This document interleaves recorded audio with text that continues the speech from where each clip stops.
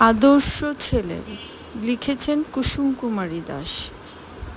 আমাদের দেশে হবে সেই ছেলে কবে, কথায় না বড় হয়ে কাজে বড় হবে। মুখে হাসি বুকে বল, তেজে ভরা মন, মানুষ হইতে হবে এই যার পণ। বিপদ আসিলে কাছে হও আগুয়ান, নাই কি শরীরে তব রক্ত মাংস প্রাণ।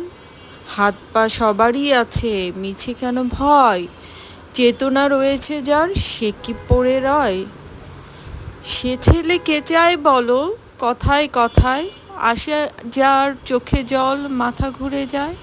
সাদা প্রাণে হাসি মুখে করো এই পণ, মানুষ হইতে হবে মানুষ যখন। কৃষকের শিশু কিংবা রাজার কুমার, সবারই রয়েছে কাজ এ বিশ্ব মাঝার। মনে প্রাণে খাঁটি সবে শক্তি করো দান, তোমরা মানুষ হলে দেশের কল্যাণ।